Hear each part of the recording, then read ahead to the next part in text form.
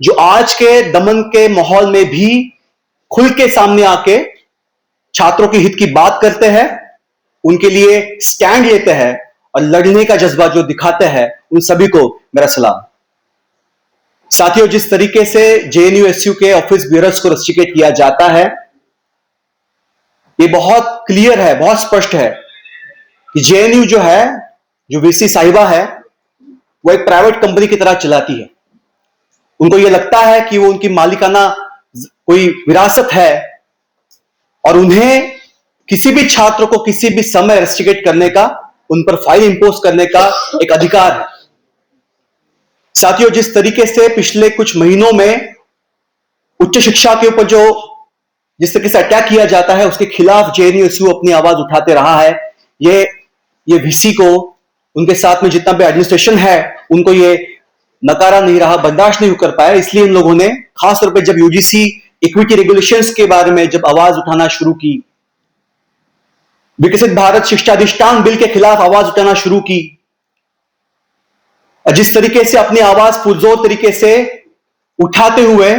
उनको लगने लगा कि एक रेजिस्टेंस खड़ा हो जाएगा, क्योंकि जेएनयू जो है, जेएनयू इस देश की छात्र मूवमेंट का एक इंस्पिरेशन है। और ये जो है, यहां से जो चिंगारी है जब बाहर निकलती है, तो इस देश में, देश के छात्रों में एक अलग से एक ऊर्जा संचारित होती है और एक तरीके से मूवमेंट आगे बढ़ती है। इस डर के खातिर हड़बड़ी में लाइब्रेरी प्रोटेस्ट के बहाने अपने सभी साथियों को, जो जेएनयू के ऑफिस बियरर से छात्र है, उन सबको रस्टिकेट किया जाता है। और यहां पे रस्टिकेशन तो है ही, उसके साथ साथ फाइन इंपोज किया जाता है। कुछ और, जैसे हमारे यहाँ पे एमपी ने कहा था, एक हमारे साथी ने यहाँ पे बात रखी, जिस तरीके से न्यू नोटिफिकेशन लाया जाता है कि जहां पे प्रोटेस्ट के लिए हर जगह पे आपको परमिशन लेनी पड़ती है। ये बस जेएनयू का सवाल नहीं है साथियों, ये बात हमें समझनी पड़ेगी कि देश के लगभग हर एक केंद्रीय विश्वविद्यालय में इसी तरीके से नोटिफिकेशंस लाए गए हैं,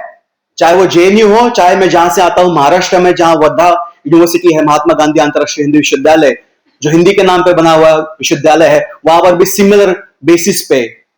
नोटिफिकेशन लाए जाते हैं और कैंपस के अंदर का जो डिसेंट है उसको तबाह करने की यहां पे कोशिश की जाती है।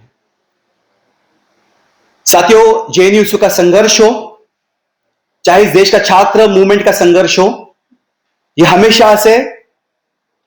कुछ मूल्यों के आधार पर चलता रहा है। कुछ दिनों पहले जब यहां पे यूजीसी रेगुलेशंस के खिलाफ प्रोटेस्ट किए गए और मीडिया का एक ट्रायल चलने लगा, और जिस तरीके से यूजीसी इक्विटी बिल के खिलाफ मीडिया के कुछ सेक्शन ने एक प्रोपेगेंडा शुरू किया, उस समय मुझे पूछा गया एक चैनल डिबेट पे, एक तरीके से वो एलिगेशन था कि आप तो जेएनयू से है ना। तो मैं तो इस बात से बहुत अनफॉर्चुनेट हूं कि मैं जेएनयू में नहीं पढ़ पाया, लेकिन मुझे फक्र है इस बात का कि जब भी छात्रों के मूवमेंट की बात, छात्रों के सवालों की बात जब कोई उठाता है, तो उसको जेएनयू का लेबल दिया जाता है। हम प्राउड है कि जेएनयू के जो साथी है, जो स्टूडेंट कम्युनिटी है, जिस तरीके से अपनी आवाज उठाते रहे हैं और उठाते जाएंगे, ये रस्टिकेशन जो है, ये किसी भी सूरत में उनकी आवाज को दबा नहीं सकता है। हम ऑल इंडिया स्टूडेंट्स फेडरेशन, जिस संगठन से मैं आता हूं, हम जेएनयू के सभी साथियों के साथ में शामिल है। स्टूडेंट कम्युनिटी जेएनयू का जो है, ये इस रस्टिकेशन के खिलाफ संघर्ष करेगा। इस देश का छात्र आंदोलन जो है वो संघर्ष करेगा, और सभी साथियों को मैं मेरा क्रांतिकारी इस्तकबाल को पेश करता हूं, सबको जय भीम लाल सलाम करता हूं, और यहां पे ये विश्वास दिलाता हूं कि अभी हमारे सभी साथियों की जो लड़ाई है ये मुकम्मल होगी और रस्टिकेशन जो है ये वापस लेना पड़ेगा। साथियों, जेएनयू-एसयू एक इतना जुझारू और आश्वस्तकारी प्लेटफॉर्म है जो न केवल इस देश में छात्रों के लिए बल्कि समाज के हर तबके की लड़ाई को, उनके न्याय की लड़ाई को, उनके ऊपर हो रहे दमन की लड़ाई को प्रमुखता से लड़ता रहा है। और आज हम देख रहे हैं कि ऐसे ही एक जेएनयू-एसयू, जो कि दिल्ली विश्वविद्यालय के किन्हीं भी 2 कॉलेजेस को आप जोड़ दीजिए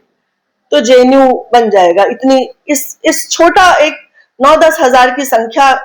का हमारा एक प्लेटफॉर्म है, लेकिन उस जेएनयू-एसयू ने इस देश के अंदर तमाम जो एससी, एसटी, ओबीसी हैं, अल्पसंख्यक हैं, अपने हकों की लड़ाई लड़ने वाले लोग हैं, उनके भीतर हमेशा उनके साथ सॉलिडारिटी में उतरकर उनकी लड़ाई के साथ एकजुटता को जाहिर करने का काम किया है। और आज उसी जेएनयू को, ये कई बार ऐसा हुआ है कि जेएनयू के जो छात्र प्रतिनिधि हैं उनके ऊपर कई तरह से उनको आउट ऑफ बाउंड्स करने का, उनके ऊपर पेनल्टी लगाने का, तमाम तरीके से विक्टिमाइज करने की कोशिश हुई है। पर इस बार जो किया गया है ये ऐतिहासिक है, जब एक साथ पूरी की पूरी जेएनयू यूनियन को पूर्व अध्यक्ष समेत रस्टिकेट कर दिया गया है। ये दुर्भाग्यपूर्ण है कि इस देश में इस समय तमाम जो लोकतांत्रिक तरीके से चुनी हुई यूनियंस हैं उन पे लगातार हमले हो रहे हैं। आप किसी भी मोर्चे पर जाके देख लीजिए, आपको ऐसे तमाम उदाहरण मिल जाएंगे जहां पर लोकतांत्रिक तरीके से चुने गए प्रतिनिधियों को किसी ना किसी तरह से विक्टिमाइज किया जा रहा है, जो कि इस समय सत्ताधारी जो पार्टी है उसके समर्थन में नहीं है, उसके खिलाफ लिख रहे हैं, बोल रहे हैं, पढ़ रहे हैं, उन्हें हर तरह से विक्टिमाइज किया। इसी प्रेस कॉन्फ्रेंस हॉल में अभी कुछ महीने पहले जेएनयू के साथ मिलकर टीचर्स ऑर्गेनाइजेशंस भी उसमें शामिल थे। हम लोगों ने एक प्रेस कॉन्फ्रेंस किया था जो कि प्रोफेसर अली महमूदाबादी के समर्थन में था। आप भी उस प्रेस कॉन्फ्रेंस में शामिल थे। तो ऐसे तमाम लड़ाइयों का जेएनयू प्रतिनिधित्व करता है। ये वही जेएनयू है जो इस समय कैंपसों में जातिवाद के खिलाफ रोहित एक्ट के लिए लड़ रहा है। ये वही जेएनयू है जो शिक्षा को बदहाली के कगार पर पहुंचा देने वाली जो नेशनल एजुकेशन पॉलिसी 2020 है, जो विकसित भारत अधिष्ठान बिल 2025 है, ऐसे तमाम बिल्स के खिलाफ, ऐसे तमाम उच्च शिक्षा विरोधी पॉलिसीज के खिलाफ जेएनयू लड़ रहा है। और हम देख रहे हैं इस लड़ते हुए, इस बढ़ते हुए जेएनयू पर के साथ जेएनयू का प्रशासन लड़ रहा है। मैं दिल्ली विश्वविद्यालय के एक कॉलेज में पढ़ाती हूं। आप सब इस दुर्घटना से वाकिफ होंगे कि चंद महीनों पहले किस तरह से दिल्ली विश्वविद्यालय जो छात्र संघ की एक जो प्रतिनिधि हैं दीपिका झा, उन्होंने एक शिक्षक को थप्पड़ मारा। उसको सीसीटीवी में वो दर्ज हो गया तो हमें पता चला, हमें पुख्ता जानकारी है कि पूरी परिस्थिति क्या थी। उसके ऊपर जो एक्शन हुआ उससे भी आप वाकिफ हैं। और जिस शानदार तरीके से उस रस्टिकेशन को मीडिया में फोटोज सर्कुलेट करके वापस लिया गया कि हाँ हो गया, अब इन्होंने काफी झेल लिया, 1-1.5 महीना इनका आउट ऑफ हो गया, अब इनको वापस से रीइंस्टेट किया गया। तो सत्ताधारी वर्ग के साथ अगर आप खड़े हैं तो आप किसी शिक्षक को थप्पड़ मार के भी बच सकते हैं, उसका अपमान करके भी बच सकते हैं। लेकिन अगर आप अपने कॉलेज में लाइब्रेरी के भीतर आप कह रहे हैं कि हमको यहां पर किसी फेस रिकॉग्निशन टेक्निक की जरूरत नहीं है, हमको लैब्स की जरूरत है, हमको इंफ्रास्ट्रक्चर की जरूरत है, तो हमने कल ही जेएनयू जो रस्टिकेटेड जेएनयू की प्रेसिडेंट है अदिति को इसी प्रेस कॉन्फ्रेंस हॉल में सुना कि जब वो अपनी मांगे लेकर ये यूनियन जाती है अपने वाइस चांसलर के पास तो उनका जवाब होता है कि बेगर्स कांट बी चूजर्स।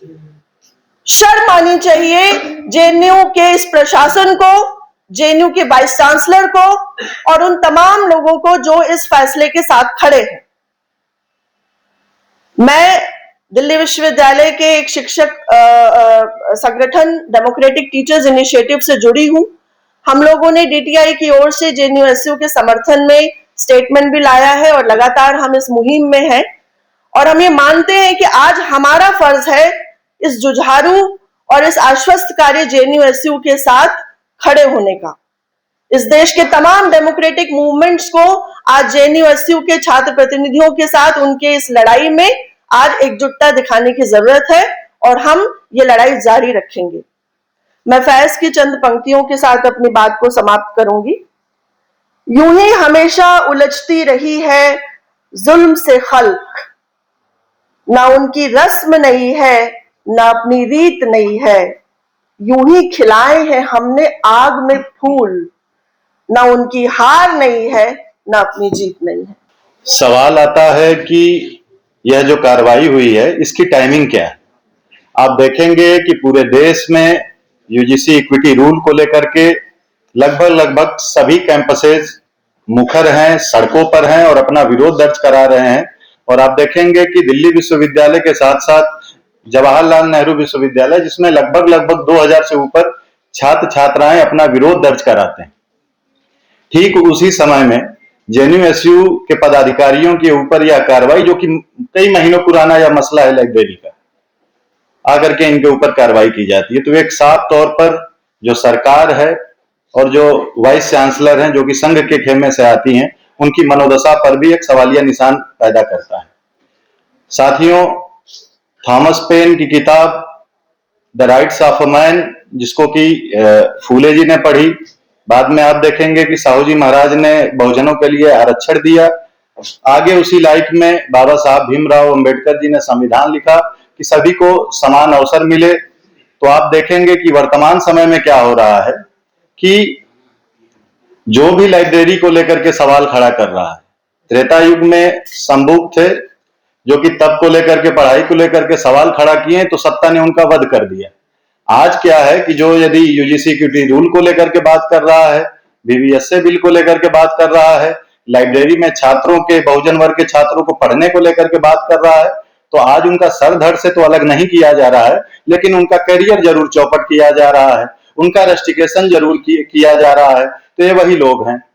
तीसरा जो मैं कहना चाहूंगा कि नेल्सन मंडेला जी ने कहा था कि यदि किसी देश को बर्बाद करना है तो उस पर एटम बम फेंकने की नहीं आवश्यकता है, वहां की शिक्षा व्यवस्था को ही चौपट कर दो, वह देश अपने आप बर्बाद हो जाता है। हमें लग रहा है कि आरएसएस के लोग नेल्सन मंडेला जी को बहुत ज्यादा पढ़ लिए हैं उल्टी दिशा में, ये देश की शिक्षा व्यवस्था को ही बर्बाद करने में लगे हुए हैं। यह कौन लोग हैं कि जो चाहते हैं कि जो शिक्षा है उनकी एक तिजोरी की चाबी रहे? ये वही आरएसएस के लोग हैं जो कि चाहते हैं कि बहुजन तबके के जो छात्र हैं विश्वविद्यालय में पहुंचे हैं, आगे अपनी मुखरता से बात न कर पाए, क्योंकि लाइब्रेरी में जाएंगे, पढ़ेंगे तो और फूले पैदा होंगे और अंबेडकर पैदा होंगे। वे नहीं चाहते हैं कि इस तरीके के लीक से कोई है। और छात्र राजनीति पे जब हम बात करते हैं, स्टूडेंट एंड पॉलिटिक्स में फिलिप आल्डबैक ने कोल माइनिंग और कनारी की चिड़िया का उन्होंने संदर्भ दिया हुआ है कि कोल माइनिंग में जब मजदूर जाते थे तो उसमें कनारी की चिड़िया को लेकर के जाते थे, ताकि अंदर जाने पर जब जहरीली गैस निकलती है तो चिड़िया या तो बोलना बंद कर देती है या तो वह मर जाती है। तो जेएनयू और तमाम जो छात्र हैं पूरे देश के, जो होने वाला लगातार आप स्कॉलरशिप की कटौती किए जा रहे हैं, पीएचडी की सीट्स में कटौती किए जा रहे हैं, अलग तरीके की आप वहां पर फासिज्म थोपे जा रहे हैं, तो ये जो कनारी की चिड़िया के तौर पर गिने चुने जगहों पर छात्र संघ, उत्तर प्रदेश में 5 सालों से छात्र संघ बैन है, जहां हम इलाहाबाद विश्वविद्यालय से आते हैं, 2018 में हम चुने गए, उसके बाद बैन है, बीएचयू में और पहले से बैन है। तो जो छात्र संघ के लोग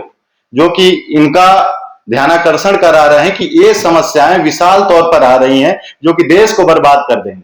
संविधान को जो आप तो चौपट कर ही रहे हैं, तो उस समस्या से लड़ने की बजाय कनारी की चिड़िया के तौर पर स्टूडेंट्स यूनियन का ही गला घोट रहे हैं आप आज तो अदिति का, सुनील का, गोपिका का, दानिश का गला घोट ले रहे हैं, लेकिन आने वाला जो भूचाल है, आने वाला जो भूकंप है, आप उसकी तौर पर नहीं देख रहे हैं, आप उसको नहीं देख रहे हैं, बल्कि इनका गला घोट रहे हैं। अंत में मैं यह कहना चाहूंगा कि रस्टिकेशन तो वापस होगा ही। तमाम छात्र संगठनों की लड़ाइयां, तमाम छात्र संघ लड़े, हम लोग भी इलाहाबाद में लड़े, ये डरपोक लोग, ये तो वापस आपका रस्टिकेशन लेंगे ही लेंगे। साथ में जो यूजीसी इक्विटी रूल है उसको भी लागू होगा रोहित एक्ट के तर्ज पर। साथ ही साथ यहां से 2 किलोमीटर दूर ही पार्लियामेंट है। मोदी जी आजकल बहुजन हितैषी अपने आप को ज्यादा दिखा रहे हैं, तो हम यह मांग करते हैं बतौर बहुजन छात्र कि यदि आप सच में बहुजनों के छात्रों के हितैषी हैं तो अभी पार्लियामेंट चल रही है, यूजीसी रूल नहीं बल्कि पार्लियामेंट में एक बिल लाइए,